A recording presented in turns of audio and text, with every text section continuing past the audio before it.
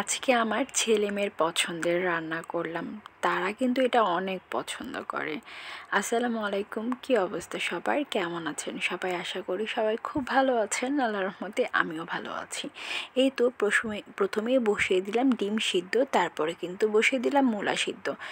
আর ডিম সিদ্ধ আর মূলা সিদ্ধর মধ্যে কিন্তু তফাৎ আছে, কারণ ডিম কিন্তু সিদ্ধ হতে বেশি টাইম লাগে না, কিন্তু মূলা কিন্তু একটু টাইম লাগে।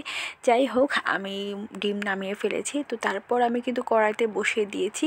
এটা আপনারা কে কী মনে করছেন জানি না, এটা হয়েছে গিয়ে সামুদ্রিক চিংড়ি, একদমই ছোট চিংড়ি, মানে একদম সাদা কালারের। তো আমি এগুলোকে খুব সুন্দরভাবে বেছে নিয়েছি, বেছে নিয়ে তারপর আমি এগুলোকে একটু সামান্য তেল দিয়ে হলুদ আর লবণ দিয়ে আমি খুব ভালোভাবে ভেজে নিচ্ছি। তো আমার হাজব্যান্ড নিয়ে এসেছিল এগুলোকে আসলে বড়া বানানোর জন্য, কিন্তু আসলে ওই সময়টুকু আমার নেই যে আমি তাকে খুব সুন্দরভাবে বেছে বড়া বানিয়ে দিব। যাই হোক, আমি ওইভাবে করার টাইম নেই, আমি কী করলাম, এটাকে আজকে মূলা দিয়ে রান্না করবো। তো আমি ভাব দিয়ে কিন্তু মূলাকে অলরেডি নামিয়ে ফেলেছি।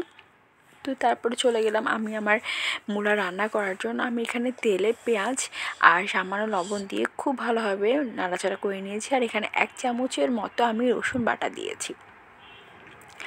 আর তারপর আমি এগুলোকে খুব ভালোভাবে কষিয়ে নিয়েছি। তো আমার এখানে সামান্য একটু পানি দেওয়া হয়েছে, কারণ আমার মশলাটা মনে হচ্ছিল লেগে যাচ্ছে। আর মশলা যত ভালোই হোক না কেন রান্না, যদি লেগে যায় তখন কিন্তু আর স্বাদটা সেরকম থাকে না।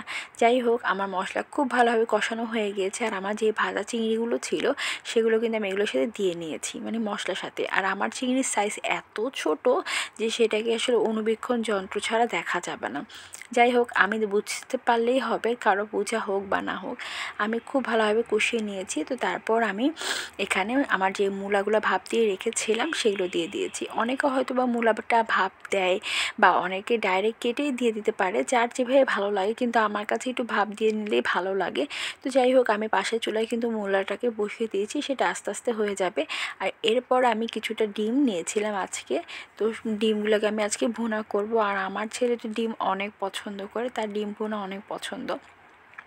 তো আমি ডিমগুলোকে খুব ভালোভাবে ভেজে নিয়েছি। তো তারপর আমার মূলাটা কিন্তু অলরেডি হয়ে গিয়েছে। মাশাআল্লাহ, দেখতে যেমন দারুণ হয়েছে, খেতে কিন্তু খুবই মজা হয়েছে। তো তারপরে চলে গিয়েছি আমি আমার ডিম রান্নাতে। তো ডিমগুলোকে আমি খুব ভালোভাবে ভেজে রেখে দিয়েছি। তো তারপর আমি কড়াইতে সামান্য একটু তেল, আর সামান্য না, আসলে মোটামুটিই তেল দিয়েছি। তো তারপর আমি অল্প একটু পেঁয়াজ দিয়েছি, এখানে একটা পেঁয়াজের মতো ছিল আমার।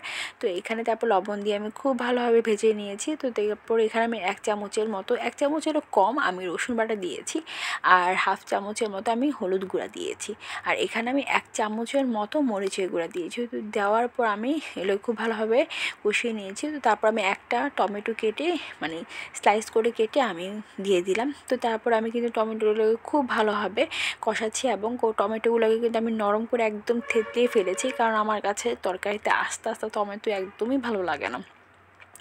তো যাই হোক, তারপর আমি ডিম ভাজাগুলোকে আমার টমেটোর সাথে খুব ভালোভাবে কষিয়ে নিয়েছি, এবং খুব আস্তে আস্তে কষাচ্ছি যাতে আমার ডিমগুলো ভেঙে না যায়।